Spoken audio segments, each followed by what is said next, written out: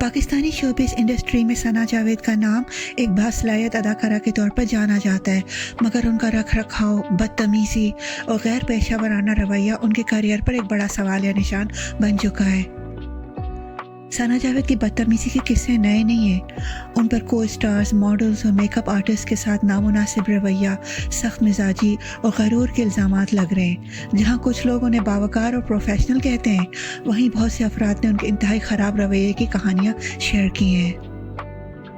ثنا جاوید کا سب سے بڑا تنازع اس وقت سامنے آیا جب ماڈل منال سلیم نے سوشل میڈیا پر ان کے بدتمیز رویے کے بارے میں انکشاف کیا۔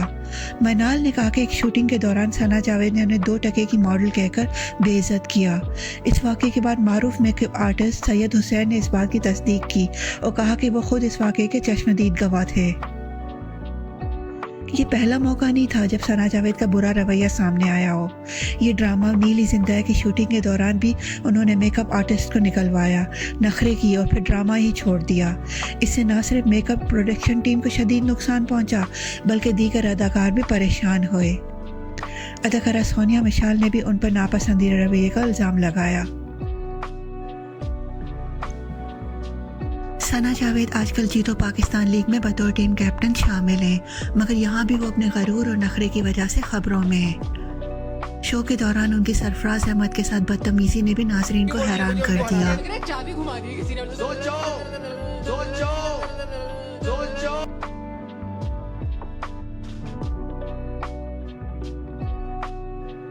سوشل میڈیا پر لوگوں نے کہا کہ ثنا جاوید اپنے شوہر شعیب ملک کا ذکر کر کے حد سے زیادہ شو آف کر رہی تھیں، جسے لوگ غیر ضروری اور ناپسندیدہ قرار دے رہے ہیں۔ کیا ثنا جاوید واقعی ایک مغرور اور ان پروفیشنل اداکارہ ہیں یا یہ سب ایک سازش ہے؟ اپنی رائے کامنٹس میں ضرور دیں۔